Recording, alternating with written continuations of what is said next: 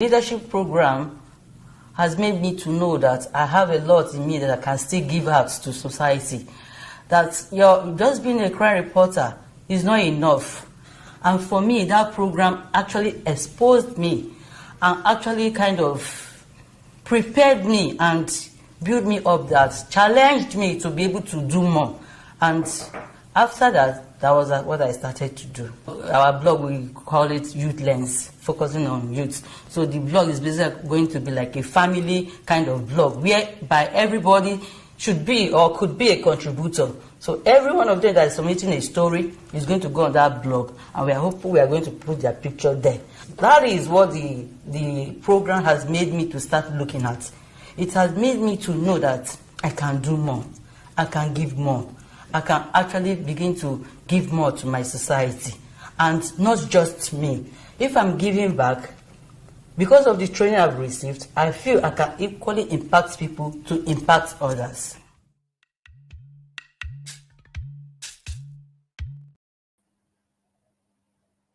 Africa, welcome to another great time on the African Portal Radio TV International. It's been a very beautiful, lovely weekend here on the African Portal Radio TV International. I celebrate every one of you connecting to us, no matter the country you reside, no matter where you are. I welcome you to this great time on the African Portal Radio TV International with one of our very own in the studio. We're going to be having a smooth conversation about things that you need to know about my guest, and at the same time we'll be talking about the book that is trending across the globe, and people have been talking about it as well. And at the same time, a lot of things coming up on this program this hour. Remember last night we have a great program in Sandton City here in South Africa. I will be connecting briefly with one of our very own, one of the community leader, Dr. Alabi, also will be joining us on this conversation of the African Portal Radio TV. The part of our conversation, we also focus on the security, and at the same time, what is the advantage of the current technology when we are talking about the security. With that, let me use this time to welcome you to this great hour on the African Portal Radio. He's already talking and he's been going viral, and we are talking about it as well with the part of the conversation on the African Portal Radio. Join me to welcome my guest to the studio. Ma, I sincerely welcome you to the African Portal, and thank you for accepting our invitation to be on the space. I want you to introduce yourself to the listeners at home, who you are, where you are, and the position you hold in the society. Thank you very much. My name is Juliana Francis. I am a journalist. I cover issues that have to do with security. I'm presently working with the Ego Online, and I also contribute to other media organizations. I have my own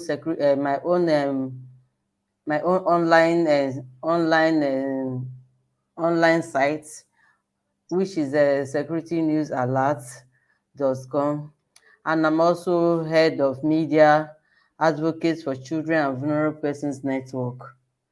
I'm passionate about issues that have to do with human rights, and most importantly, I'm concerned about gender-based violence. And I think as journalists that we all can do something to checkmate such issues. Thank you. Wow. Thank you very much for that beautiful introduction. I really, really appreciate it. Let me quickly take you in a journey. Let's look at the investigative journalism. It's one of the things that is no longer in our space, and especially in Africa. A lot of journalists, we are not doing our research, and sometimes most of us are just copy and paste. At what level can we say the investigative journalism is in Nigeria currently? Well, you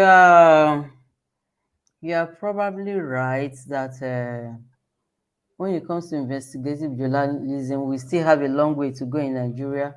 And it's not because we don't have intelligent journalists. It's not because we don't have adventurous journalists or go-getter journalists. It's just because the kind of situation or the kind of climb we find ourselves, when you get into the media as a rookie or a neophyte, you are just placed on a desk and nobody talks about investigative journalism.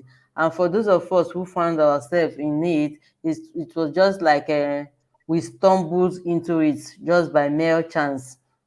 Not that the media houses that we worked actually prepared us or trained us to become one. And when I talk about crime, I'm talking about a whole lot of issues.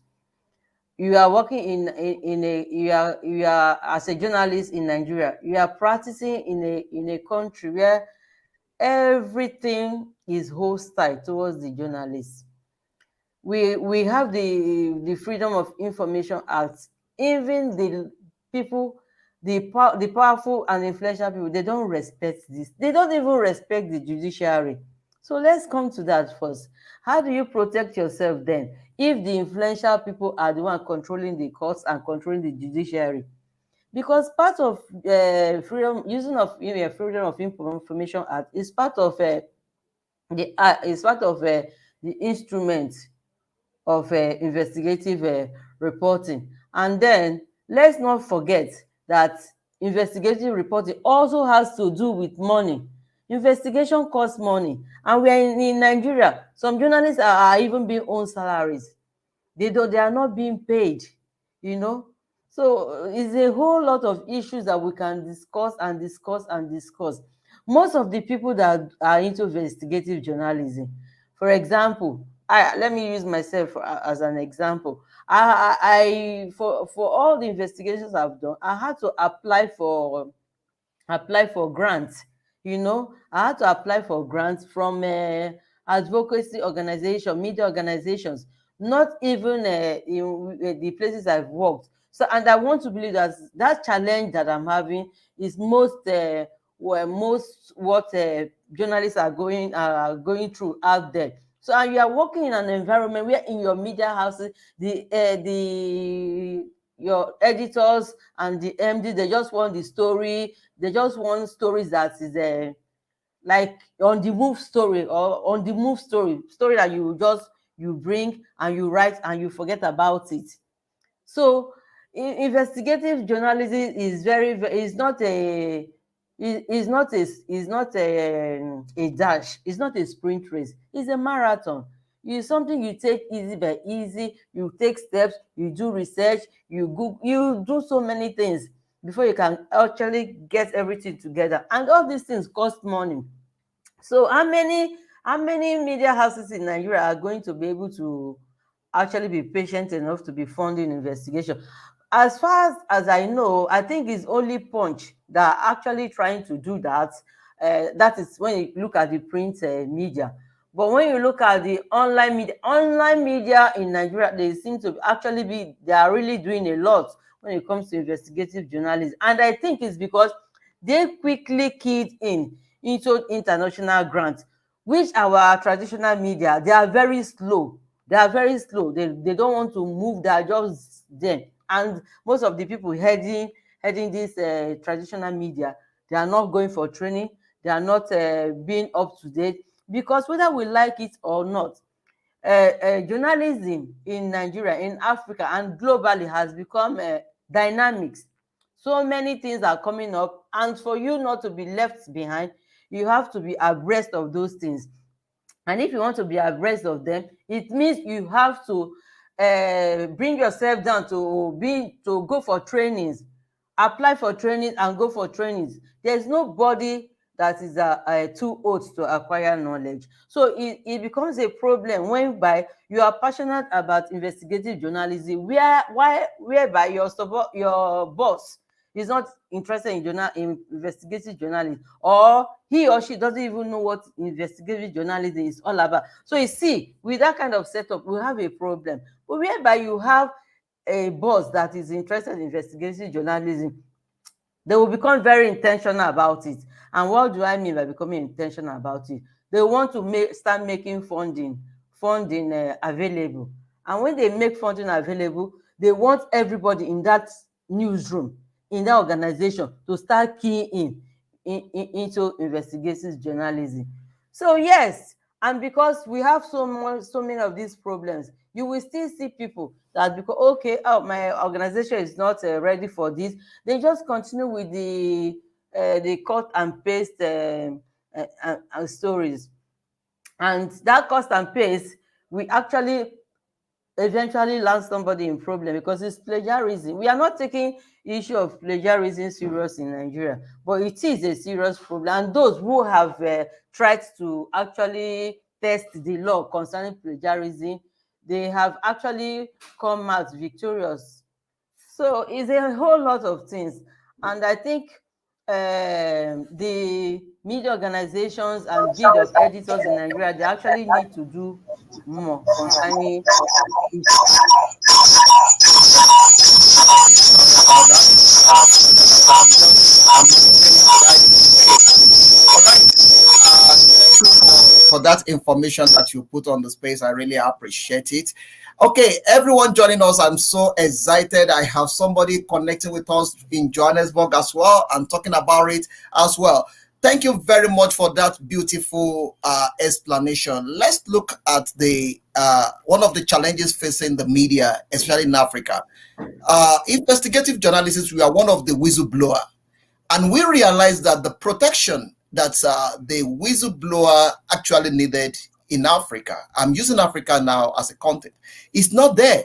What do you mean? What the government needs to do about it to protect the whistleblower and to make sure that they deliver their service accordingly? What advice do you have the government, and what do you think the government needs to do towards this? Well, we naturally, when you ask that question, people will expect me to start talking about the laws.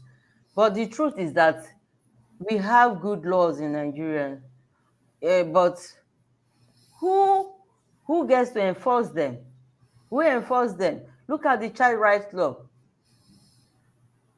The child rights law, so police are supposed to enforce it, but they are the one actually truncating it. You have a child of 5 years old, the father has violated the child, and you will see police trying to truncate that kind of cases. You will see a neighbor that has violated a child of 7 years old, and because the perpetrator has money, you will not get justice. You will not get justice. And the laws are there. If you have the Child Rights Act, and especially in Lagos, and it's working very well, it should be able to send people to prisons. But whereby you get to the police will even be telling the victims that, or telling the victim, maybe the mom or dad of the child, that you need to go and settle with this man. You need to go and settle with this. And you are not supposed to settle or mediate in issues that have to do with sexual, especially defilement of a child. You are supposed to investigate and charge the matter straight to court. But no, what we have is you will start having cases of the police trying to mediate, trying to tell people to settle. So if the police who are supposed to implement the laws are not implementing it, and they tell you because they don't have enough money to run the unit, so what they do is they try to get money from perpetrator, try to get money from the victim's family. So at the end of the day, justice is buried. So we have the laws. So I'm not going to start talking about the laws. I'm just going to start talking about enforcement. Look at the Freedom of Information Act that I talked about. It's one of the tools that can actually protect whistleblowers and make their job to be seamless, you know. But who obeys it? So who are even the government that you are talking about? Are they not the influential people? Do you think a government in Nigeria, in a system whereby, in quote, that they say most of them are actually looking the other way when it comes to issues of corruption, do you think they will want to protect the journalists? Do you think they will want to support the whistleblower? Because one day they know that you are going to blow the whistle on them anyway. So if we have a government that is actually very serious, then they should start looking at the laws all over again and become very intentional, very deliberate in actually making these laws work. We have the laws there. to protect whistleblowers, and to protect journalists, who some of them are actually whistleblowers. But if we don't have an intentional government, we are going to continue to go round in circle, going forward, one step forward and two step backward. That's just my opinion. Wow, wow, wow. Thank you very much. I'm taking you step by step and I'm getting into the conversation. Let's quickly go to one of the things you mentioned when you are explaining. Let's look at the issue, which is one of the area that you focus on, the protection of the child and also the abuse that is going on in our society. It's alarming because this is happening almost every day in our society and in our community. And you are one of the organization, one of the person that put it upon yourself to make sure you expose some of this. Let's talk about your book, which is one of the things that attract us to you. Tell us a bit about it and let the people listen to us across the globe have a clear understanding the advantages of this book in our society. Thank you very much. This is the book, We Are Priceless. So the Wow. book, even the title of the book, without even flipping through it, it gives you an idea of what this author is trying to say. That girls, women are actually priceless. They are not supposed to be treated like subhumans. They are not. They are not supposed to be trafficked into sexual slavery just because they kind of were born with special organs, which is not actually their fault to be born as a woman. So the book is on human trafficking, and I wrote that book based on experience I gathered while covering NAPTIP. NAPTIP is the agency saddled with responsibility of tackling issues that have to do with human trafficking in Nigeria. So after covering that, I interviewed so many girls who have been trafficked, mostly repatriated from Italy, most European countries anyway, and then let's not forget Middle East too. And based on that, I felt I needed to do a story, to write a book. How do I do? How do I get across to young people? How do I make them to know more about human trafficking or girls being trafficked? And I felt the best way is just to tell some of these stories in an interesting way. It's not enough for us to start reading out statistics. And when a girl of 15 years or somebody in secondary school sees the 16 year sees the statistics, they just lose interest, because most of the young people who have these days, they have their interest span interest is very low. They easily lose interest in things. So how do we capture their interest and make them to read all through and understand what the dynamics are about human trafficking? So I decided to write a novel with the target audience being secondary school children. And why am I very passionate about secondary school children? Is because most times they are the one that are the age that age is 15 years, 16 years, 10 years. In fact, one of the people I interviewed, she was as young as 10 years. And by the time she was rescued in Lagos, she was trafficked from her village to this place. And that is what we call local trafficking. We have local trafficking and we have international trafficking. And we have Nigeria is a destination country and Nigeria is a source country. So by the time they moved that girl to Lagos. By the time NAPTIP rescued her, she was 10 then. So I can't even begin to imagine how long she has been there. But she was exclusively kept for white men. Just try to imagine that. A young girl of 10 years exclusively kept for white men, and they paid her madam in dollars. So when I saw that, it kind of broke me.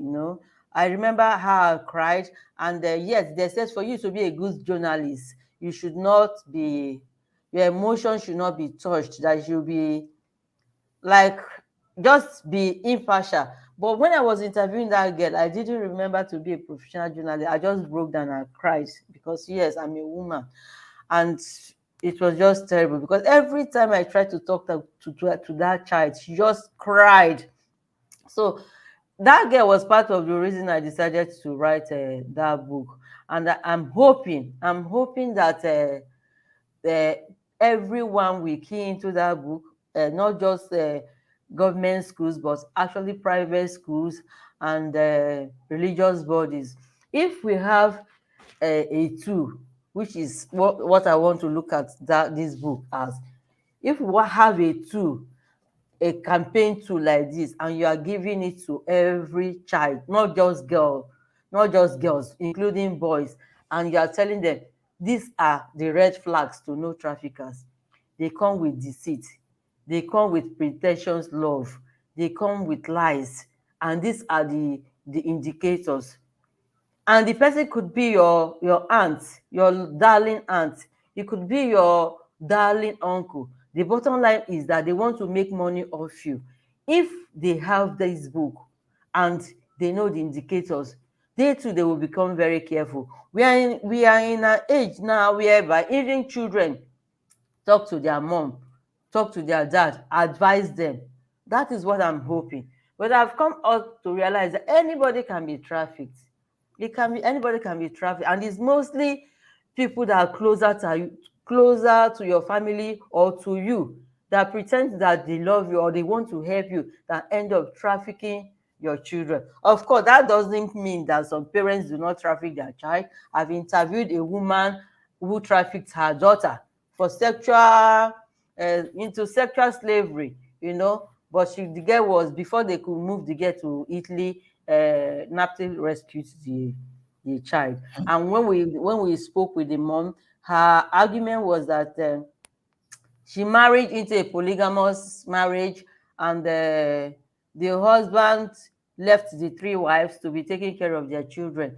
So I don't know how, maybe in a kind of competing, who will be able to have the most children. These women just have too many children. So at the end of the day, the burden became too much for them. The woman I'm talking about now decided to use her first daughter to traffic the first daughter into sexual slavery, and then use the money to take care of her siblings. And she sat the girl and she told the girl that this is what you are going to do. You are the eldest, it is your job to take care of your younger ones. And then she took this girl to a shrine where the girl was made to drink blood and eat blood of live blood that was squeezed out from a live chicken. Then she was giving the liver of the chicken to eat live. Then she her fingernails. I mean, it's just crazy. Your own daughter, it just doesn't get worse than this. And that is what we are saying. So everybody should be on board to help us to fight human trafficking. I'm trying to do my bit through book, but I know that even you yourself, you can do more. I don't know if I left anything. No, no, Uh, you are doing a I very got great carried job. away. No, no, we are not carried away. We are following you, and I'm following you step by step because I'm taking this conversation to a level whereby we're going to liberate somebody out there. This program is not only for us to bring you in to explain about yourself or about your book. It's also to liberate the mind of somebody out there. And you know, one of the tricks that they are using now in this current generation is about traveling.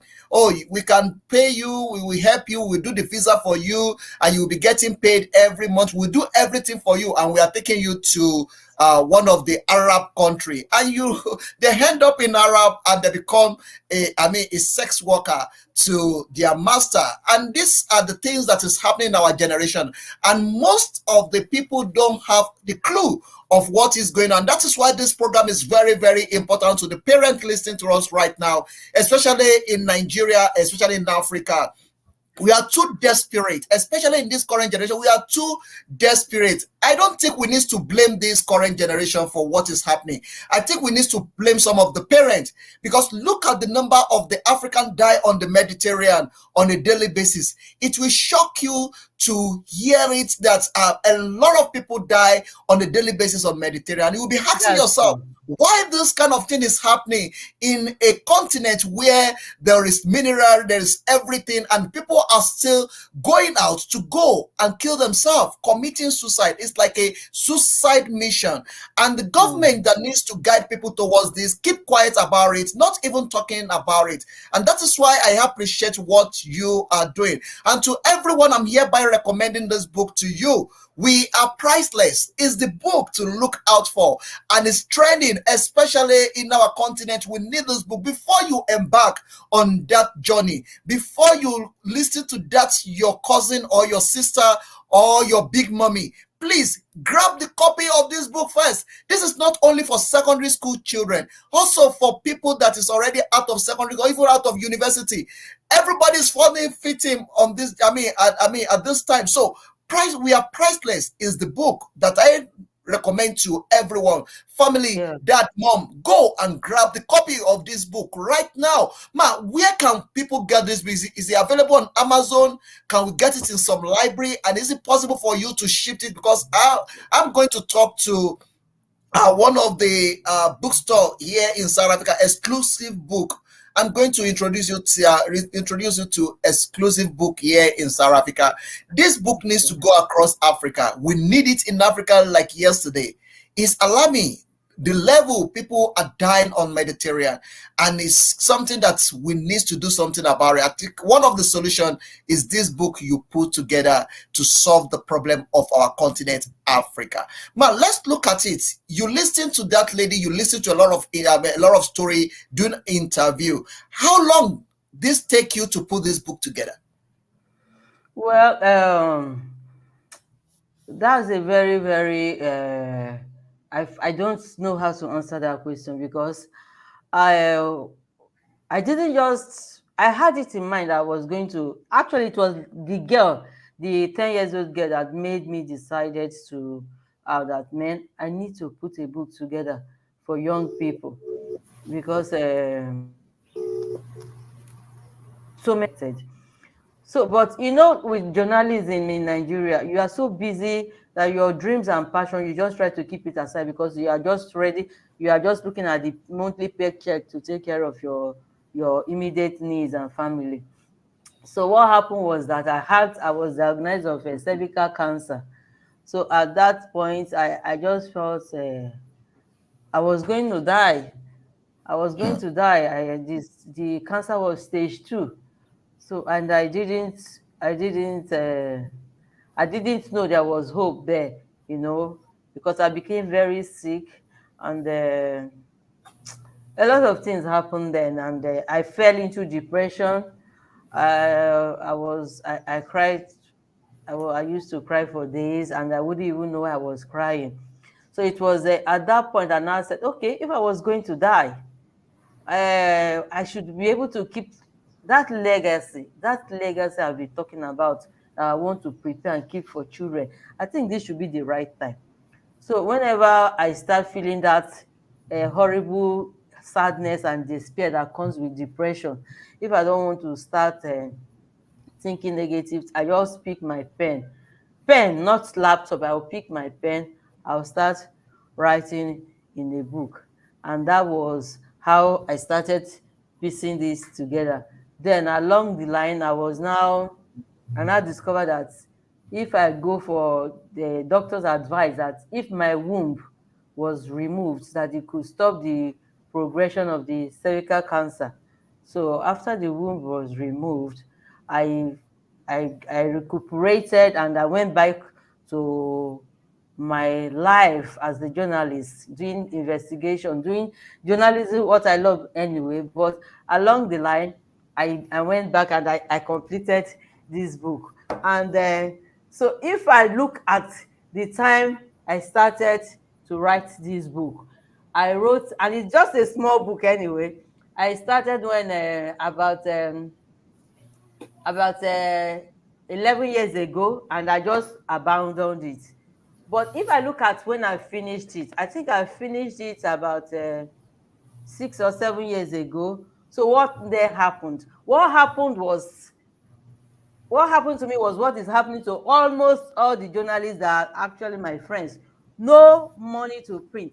Printing cost is very, very expensive in Nigeria. Is mad, is mad. In fact, as I'm talking to you, even this that I have printed, I borrowed money to print it. And that brings me again to the our banking sectors in Nigeria. These are the kind of things they should be supporting, because I actually tried banks, but they are not interested. I don't know what they want anyway. If you cannot help people to better their source of income, and you cannot help the society to push in that, I don't know what the banking sector wants. So, and I know that what I'm going through, so many journalists are going through, because some of them have approached me to ask me how I was able to be able to achieve this. And it has been hell. I have to tell you, it has been hell. We are going to launch the book come we are launching August 31st. That's next week Thursday. We are going to launch this book, and after that, the publishing firm said they will now make it available online too, and then the shops that it will be at in Nigeria right now.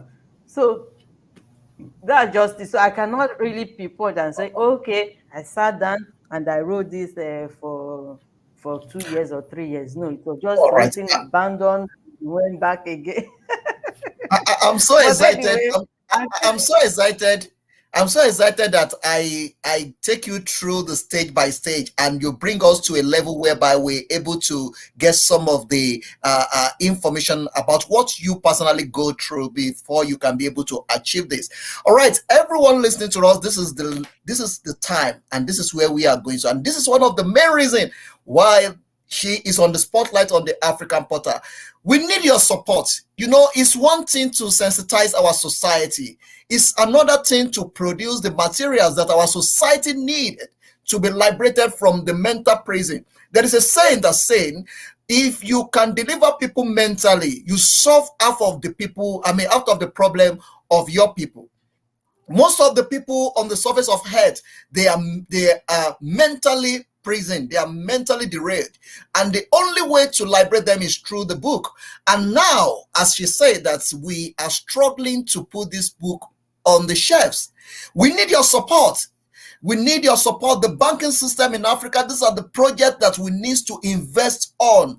It's not only about the building that you are investing on that is collapsing. You can imagine how buildings is collapsing in Nigeria, and guess how much they spend on those buildings that is collapsing. But because of corruption, those buildings are coming down. But these are the projects that we need to invest on for us to be able to build a good community. Because if we don't build a good society, no matter how many infrastructure we put together, the corruption, the mindset of the people will still destroy all those things that we are investing on right now. That is just by the way. But on Thursday, this book is going to be launched, and we are inviting every one of you. We're going to put the information of that out as well. And that is why it's important that the African Portal, we also dedicate our time. This is our investment towards the solution to this problem we are facing in our society. And that is why I'm introducing this book to everyone connecting with us right now. We Are Priceless is the book that we need to go out there and join us as well, as we are launching it on Thursday.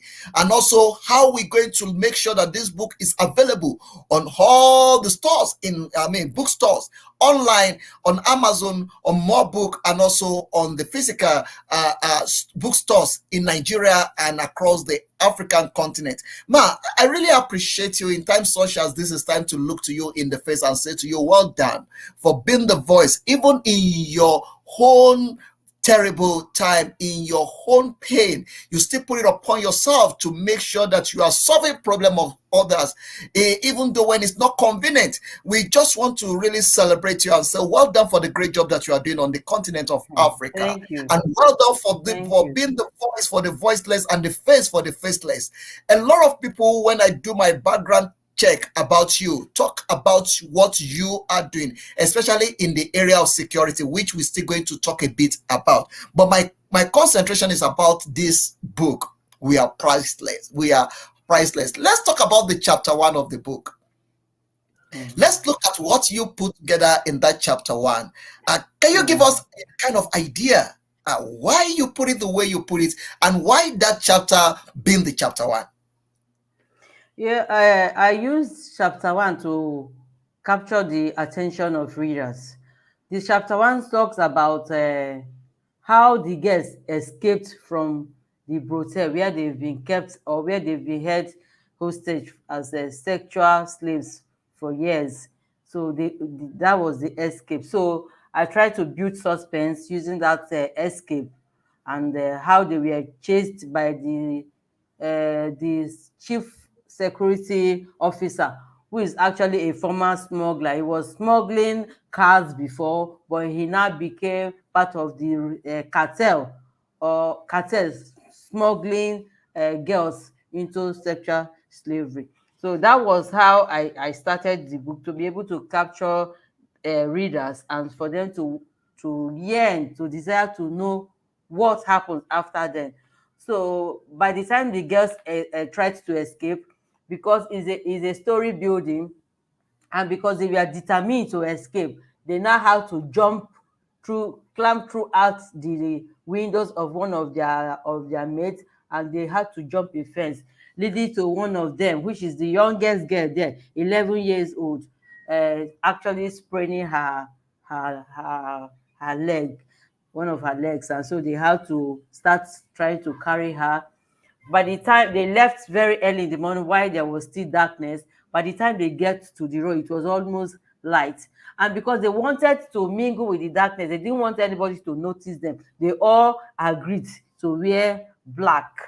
So when they got to the road, they were now wondering the next place to go. Remember that they've been held hostage, and they were in a hotel where their people come to them for sex. After they have sex with them, they will pay their madam. So they watch them like hawk, and they don't even have access to phones.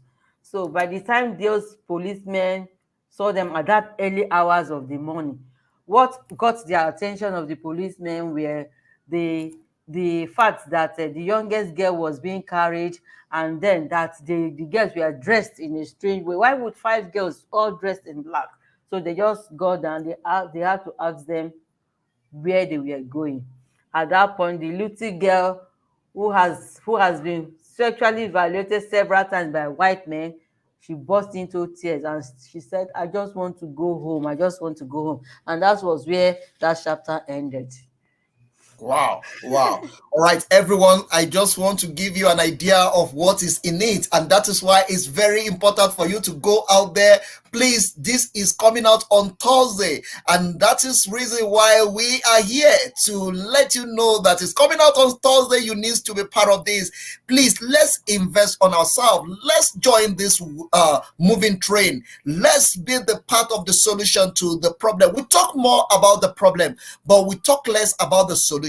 And we are not part of the problem, we are part of the solution. And the solution is what we are actually promoting on this program this time. And I plead to everyone listening to us, no matter the country you reside, no matter where you are, please kindly join us to also be part of this great journey. We Are Priceless is a great book, and look at the title alone. All right, let's quickly look at that. We Are Priceless. Why that title? Why do you use that? And I mean, let's go into that, because that attract me to the book. Actually, let's talk about that. Why do you use that?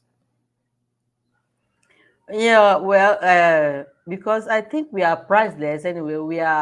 We are precious as women, as girls, and just because we are born with certain organs doesn't mean our organs should be used as weapon against us. So I think, and I used we because I want to I include myself and include other women and girls who are out there, who are perhaps, even as we are talking, going through one form of Assault. sexual violence, yes, assault or the other. So it's all about we are precious, and we should be treated with dignity and with respect. And that is why I actually started with the title of the golden fleece. No, but I just felt we are priceless kind of sums it all. We are priceless. Let And me quickly interrupt you. Let me quickly interrupt you there. We Are Priceless is the title of the book, but a lot of ladies, a lot of women out there, seems not to see it in that way. Look at what is happening in the social media of today. You will realize that our social media is another way. Is a gateway that many people are getting into this. A lot of people go onto social media exposing their private part, especially the ladies. Often pints is not something that is really big deal anymore. And a lot of people believe that the only way they can get attention to themselves is by going to social media, exposing their private part, and doing all sorts of things on the social media. Do you think also there is something that government needs to do towards this? Well, I'm a journalist, so I believe so much on freedom of Expression. expression. So I don't like conversations whereby you want to silence the journalists. But that's notwithstanding, I think we should be very, very mindful the thing we put out there. And it's not just women, even men. The kind of misinformation we put there out there, the disinformation we put out there. Look at the bloggers we are having nowadays. They fabricate stories. They will just sit down in the comfort of their home and fabricate stories, and they will just put it out there. I think for me, those are even worse than the women that are actually showing off their body, because a woman or a man that is showing off his nudity is at his own do I say at his own His own problem. it's his own problem. But imagine you as a journalist concocting, because you're a journalist, people look up to you. People want authentic information from you. People believe in you. They see you as the last resort to give them information. So if you sit at the comfort of your home and you are bringing, fabricating stories, and you put the story out there, no matter what 10 other journalists are going to tell you, many might want to believe that fabricated story. And such stories sometimes can be very inciting, leading to violence. Such stories, do you remember what happened with this country? Uh, this country that it was actually a radio program that led them into civil war. Oh, this African country. Anyway, it was a radio program that led them into war. And it's all started with all these You're fake talking about the stories. Sudan. Yeah? Is it Sudan? No, no, it's not Sudan. So Okay. so we are having the same problem here. And I think there should be a way for government to be able to start looking at people who are pushing out this kind of forced narrative, trying to incite people to violence, trying uh, to brainwash people into thinking what they are not. And for the people that actually showing their nudity, I think I want to believe is a foundation problem. Is a foundation problem because I don't know how they were brought up. I still don't understand it. I mean, I grew up knowing that even sex is supposed to be a private issue, you know. It's not something you can be having where there are three people. Sex is supposed to be for two people. But now everything has gone wide. I just don't know where civilization is going to now. And it's mostly amongst the youth. And just when you think you've seen the worst, you will see somebody who is a matured person and will come and they will be naked showing their baby bump. I don't understand. What are you showing baby bump? I don't. In fact, I don't get it. But I try not to judge people because I don't even know their mental state or where they are coming from or what. I don't know their stories. I cannot tell their stories. It's when we understand their stories or where they are coming from, that's when we can be able to actually judge them, you know. So I try not to judge people when I see so many things happening on the social media. But I do judge when it comes to false narratives. I do judge when you tell me that it's okay that a woman, the way a woman dressed was what led to her being raped. And I ask people if the way she dressed it or the way she dressed was the catalyst to her being raped. Why then didn't you rape a mad woman on the road who is completely nude? If the way a woman dressed is the reason she was raped, then all the mad women should be raped too. What about now we are having children, babies being violated. Babies, I mean, when we talk about babies, 2 months old babies, 5 months old babies being raped, children, babies who are still in diapers. So how do we explain that? We can't even explain that. Look at what happened in the north. Was it during the COVID era? The woman had the baby and left the baby. Somebody went down and violated and penetrated the baby. That man must be sick. He penetrated the baby to the extent that the baby's intestine started coming out from the baby's vagina. The first lady of that state, I think it's Nasarawa, if I'm not mistaken, had to actually take charge of that baby to ensure that the baby has a restorative surgery. So it's just mad out there. So we just need to keep it together, And to hold this mention, the only solution to it is the priceless. We are priceless. And that is the book you need to go out there. You see, we narrate the situation and what is happening in the society. And we also introduce the solution to that to you. And that is, we are priceless. Please go out there. I'm calling on the church leaders and also the community leader, the traditional rulers. Please, these are the book that we need to put in our public space for our children to have first information in their hand. Many people are walking into danger without them knowing, and a lot of people will be complaining that I don't know. But let me tell you, you can't say you don't know, because there is a lot of information for you to be able to lay your hand on, for you to know what is happening in your society. Ma, I believe that this is not going to be the last book. You still have more coming. What is coming on your table that the world needs to be looking forward to?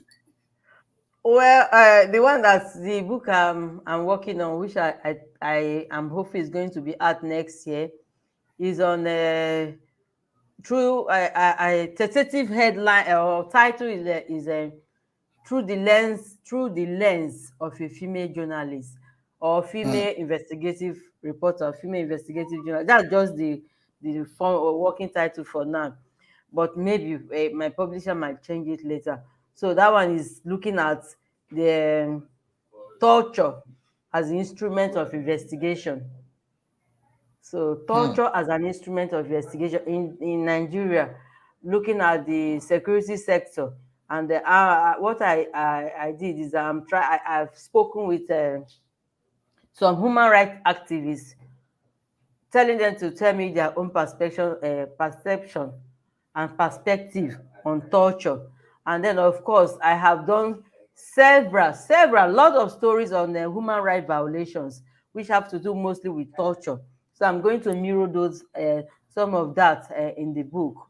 And I tried to get the FBI involved so that they can tell me their own perspective of torture and as investigative too, and what they as a security organization, how they investigate their own crimes without resorting to torture. But they said they responded that they were not into that kind of book. So, but I've reached out to Scotland Yard, somebody that works with the UK, and I believe that with that, it will be a good book for Nigeria. My target audience right now, because I believe so much in target audience, is the Nigerian security sectors, all the uniform personnel. If we are talking to people outside there, we are talking to human rights activists, what I'm asking them is simple and straight. What is the way? What is the right way? It's not this way whereby you arrest somebody before investigation. You arrest based on suspicion. No, that's not investigation. Then you now start to torture the person to confess. So naturally, torture will make the person to confess to what he or she has not committed, just so that the pains will stop. So that is what the book is all about. I want to believe, I want a situation whereby if anybody from the security sector picks it, you'll be able to say, okay, this is what we've been doing, and this is what they say, this is the right way. And most of them will tell you when you interview some of, there was a time I did a story on uh, extrajudicial killing in SARS, and that story, I did that investigation for 2 years. And by the time I spoke with some of them, I know they have their challenges. Like one of the challenges they mentioned was that when you get a suspect and take the suspect to court, the court will release them and the suspect will come back and kill them or kill their families or family members. So, but then another thing with torture is that you end up killing or torturing people to death. And sometimes, most times, let me not say sometimes, most times the person you are torturing is not even uh,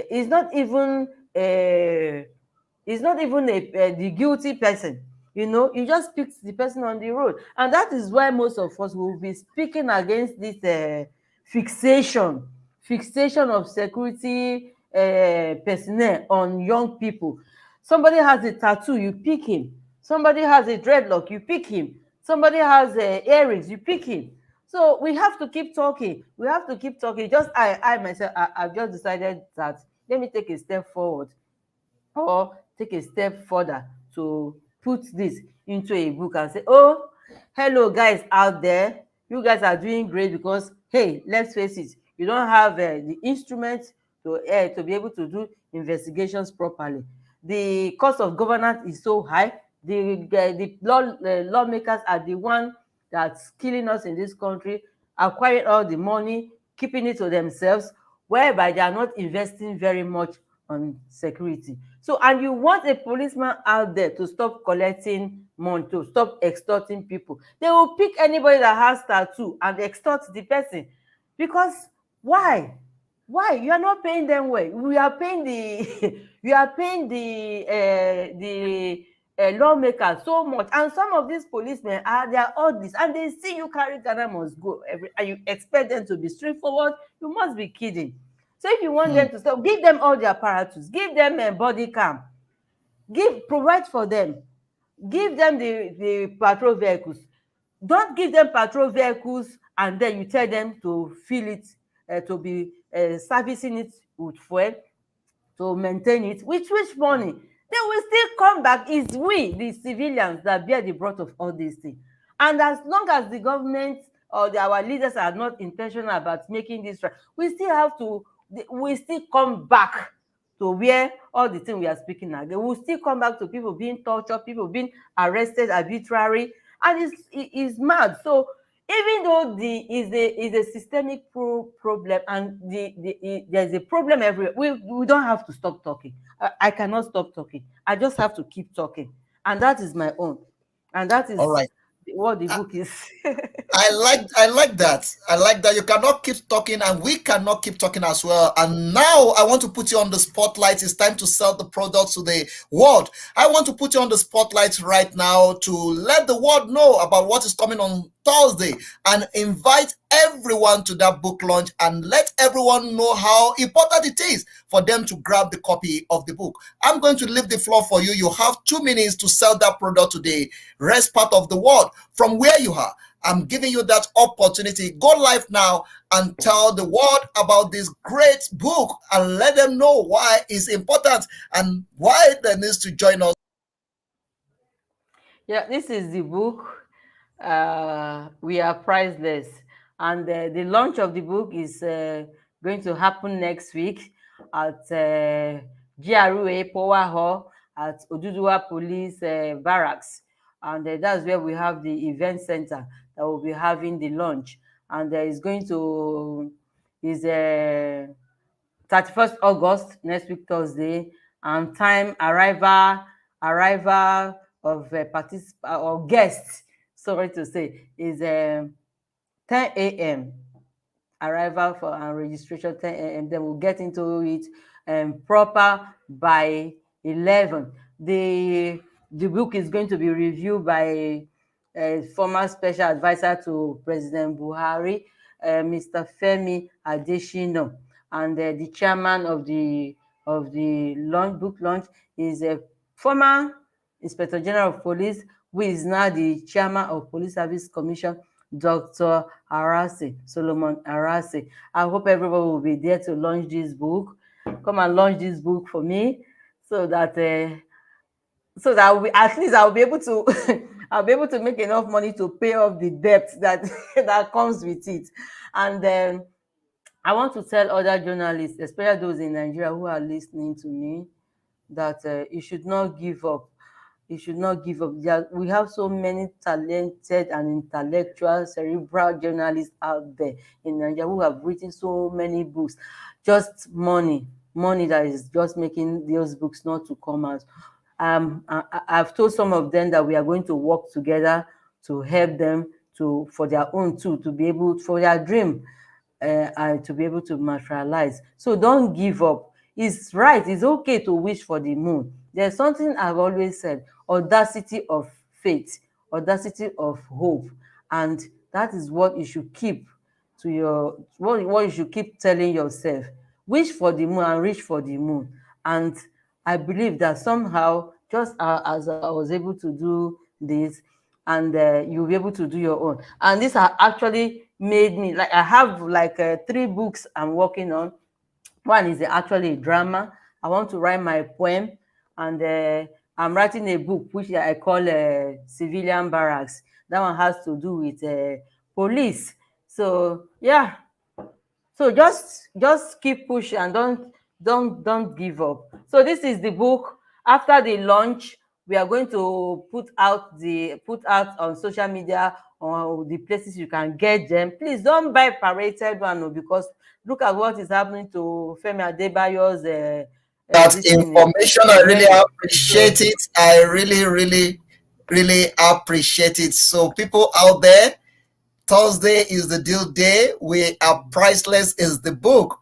It's starting from 10 o'clock on Thursday, and the main program will be on exactly by 11 o'clock. So please don't miss out. You have to be there. This is an opportunity to also engage with the people that really matter. And I think one of the things that is going to gain momentum on that conversation is one of the problems we are facing right now in our continent, which is woman trafficking. I think that will be one of the discussion that is going to be on the spot. And I'm so happy that one of the great media personnel is going to be there, which is Femi Adesina, and that will also give us opportunity to let the current government know why it's important that this book should be recommended also to our libraries and also to our secondary schools, because it's a time for us to put the right information to our space, and that will solve some of the problem that we are facing.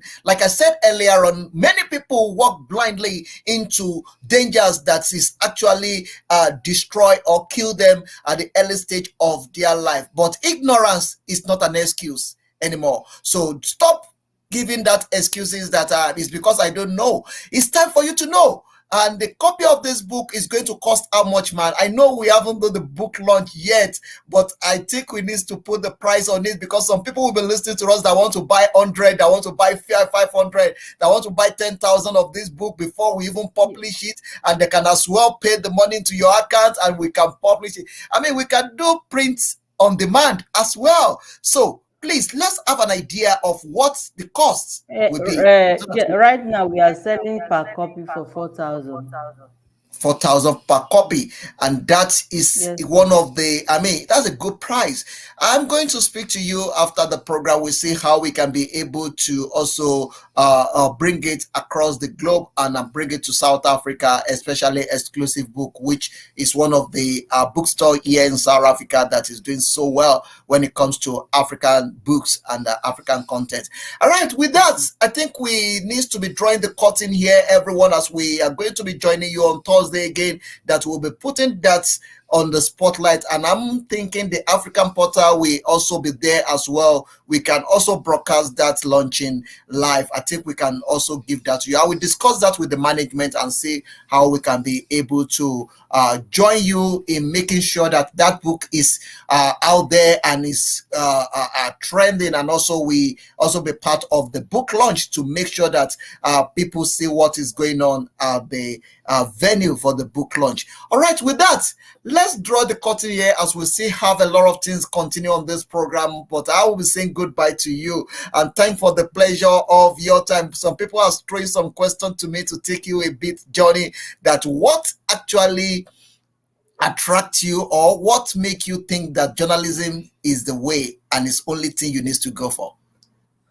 That's a very deep question, because I didn't actually always actually wanted journalism.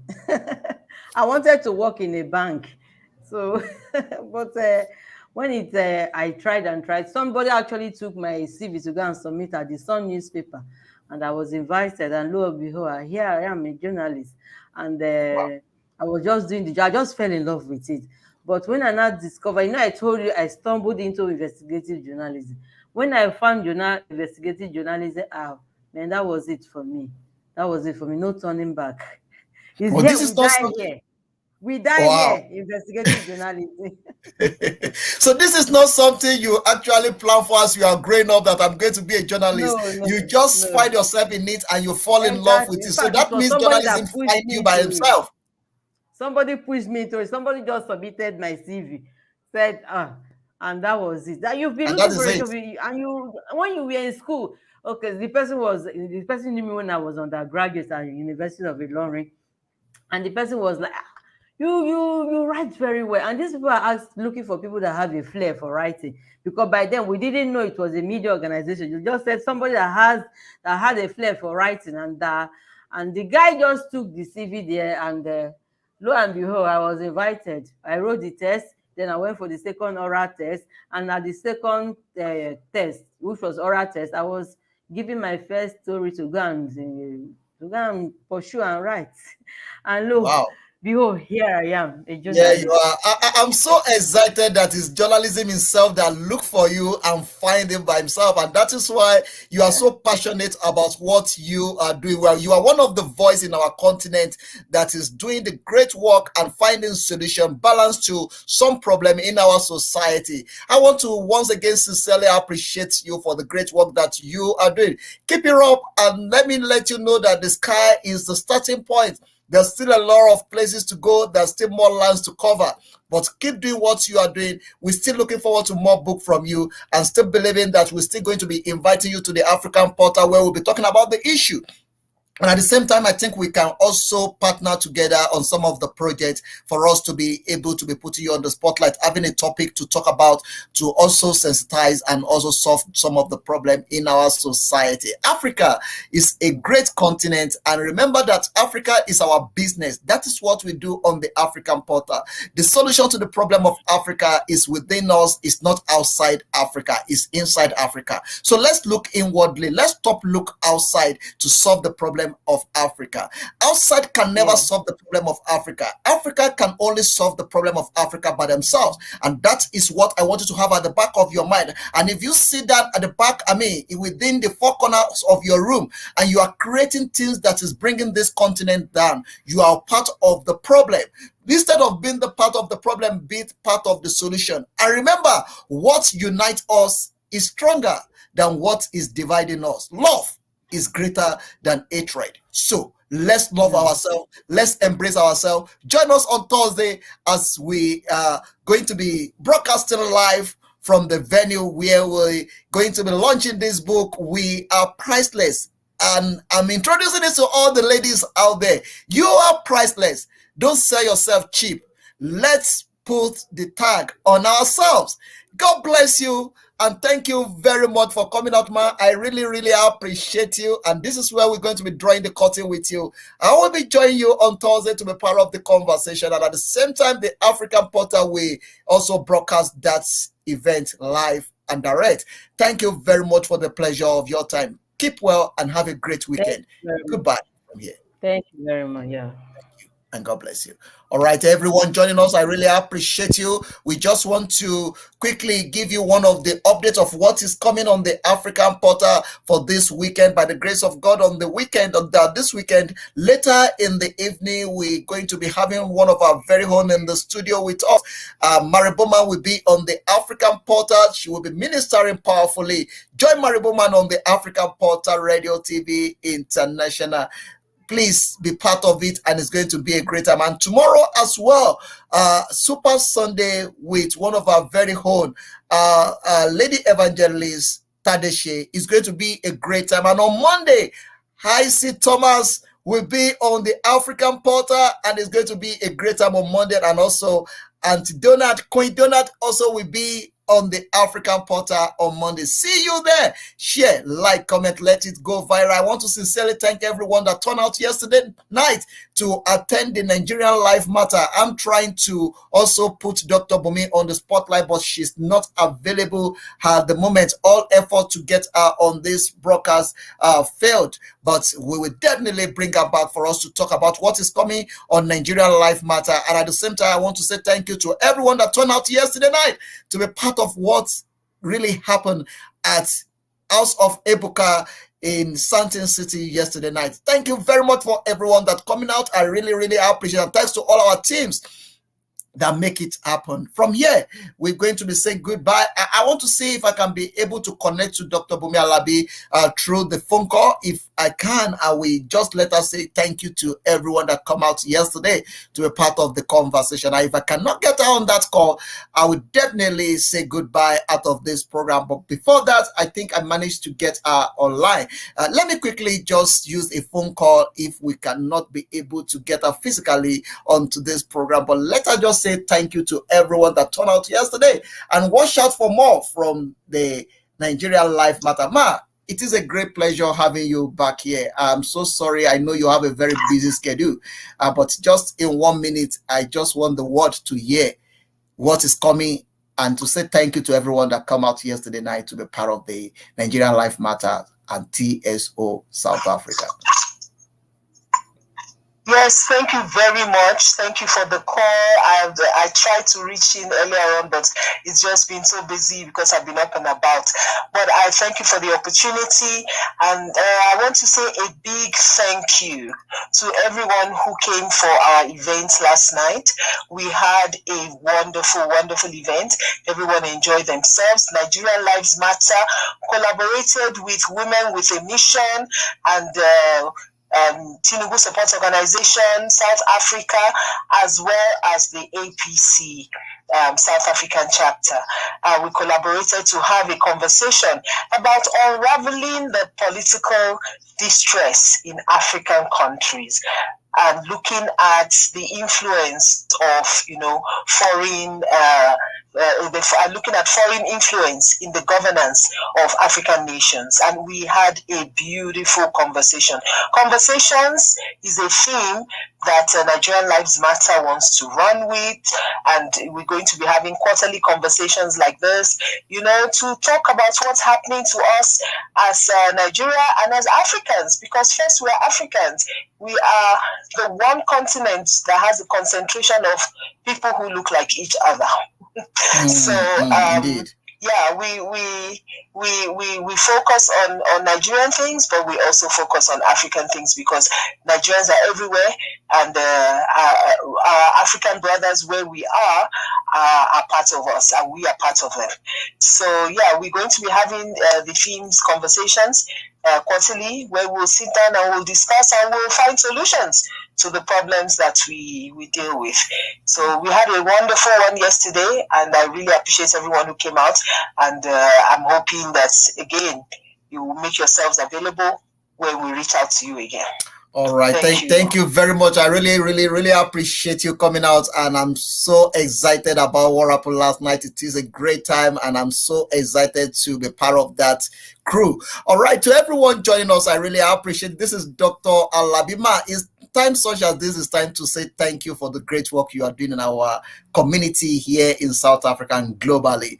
Thank you for being the voice, and thank you for being the face for the faceless. I believe that in times to come, we're going to be having an engagement that we are going to be talking about the issues and things that is facing us as a Nigeria in South Africa, and also some problem facing our continent. But remember, for those of you joining us, you are first Africa before you become whatever you become. So let's celebrate our diversity. Let's celebrate who we are. It's a great thing to be Africa. I'm black and I'm proud. Thank you very much, man. Have a great weekend and God bless you. Thank you. Have a lovely day. Thank God you. bless you. Thank Bye. you. Thank you very much. All right, everyone, this is where we're going to be saying goodbye, but let me just quickly put some of the adverts on the spotlight as well. As you know that our weekend program is fully supported by Labos, and also is supported by one of the great institutions here in our community here in Pretoria, South Africa. I'm going to be putting them on the spotlight from here, and that is where we're going to be saying goodbye to everyone joining us. And please, if you are there, kindly share, like, comment, let this go viral. The more you share it, the more you give it opportunity to go viral. For the best education and training, Divine Favor Progressive College is only institution we can recommend to you. So please go out there, be part of the moving trade, and register yourself or your child. Now is a lovely place, and is a place that you need to be. Remember, the school is moving to new site. That is part of the progress. And the African Portal, by the grace of God, the first week of September, we are going to be broadcasting live from the new site. And I would love you to join us as we're going to be putting them on the spotlight. And having said that, let me quickly put their advert on the spotlight. Join us as we are going to be having that great time with them at the new site. Hear this from us.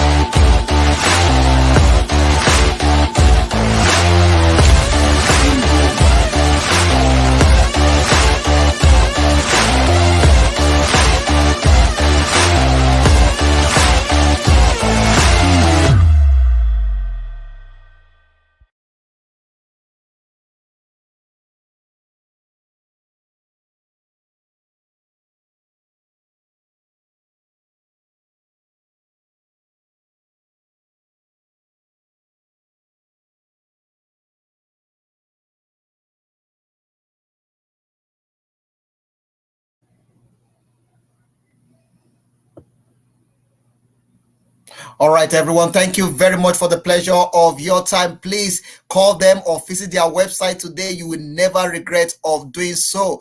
Call them today and be part of the great institution, Divine Favor Progressive College. FET is a place to be. God bless every one of you. Have a great weekend. And before I step out of this program, I say a few things I need to put on the spotlight. Remember that we are your voice, and to advertise your business, please call us on +27 703 3584. Call us. Let's put you on the spotlight. Let's sell that product for you, and let's put you back on the spotlight. Remember that we have one of the great people that is putting something together in England, and that is Alexis Promotion. Alexis. The return of the king is going to be a great time in London. So I'm inviting every one of you to be part of it. If you're based in London or you are in England, I'm calling you to be part of that great time. 1st of October, Nigeria Independence Day.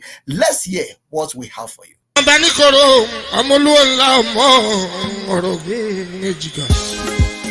It's another great season with Alexis Promotion Limited. Presents The Return of the King with King Wasiu Ayinde Marshal. Coming live via Nigerian Independence Party. Sunday 1st of October 2023, 6 p.m. to 1 a.m. at the City Pavilion Millennium Suite, Collier Road, Rumford. Available ticket: VVIP £250, VIP £150, regular £75, standard £50. Early bird ticket £30. For table bookings at Alexis Promotion Limited plus 447-930-362-722. DJ Mind Digger, host Abidemi Alaron. For the best is yet to come. Don't miss out.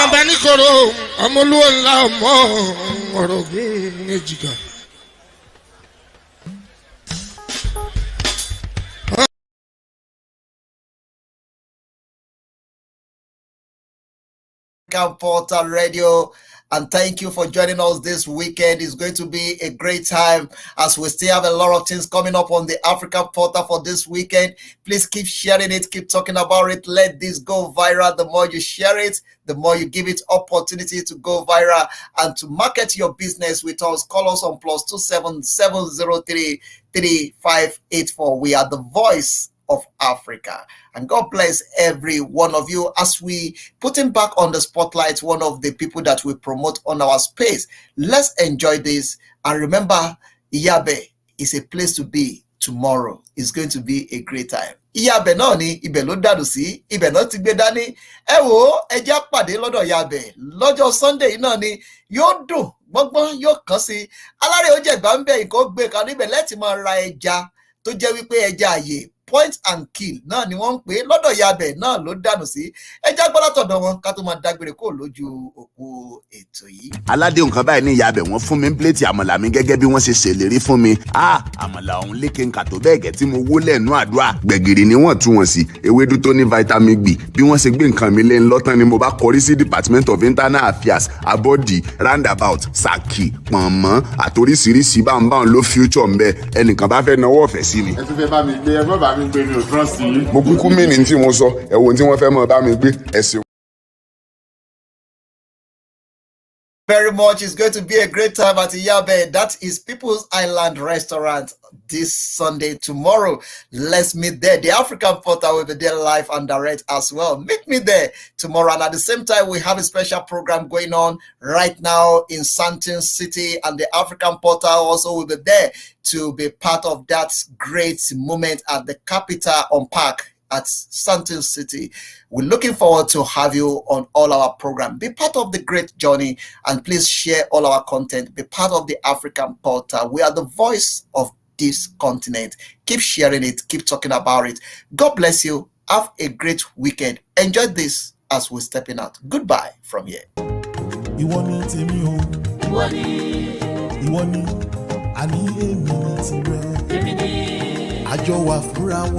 We gonna be forever.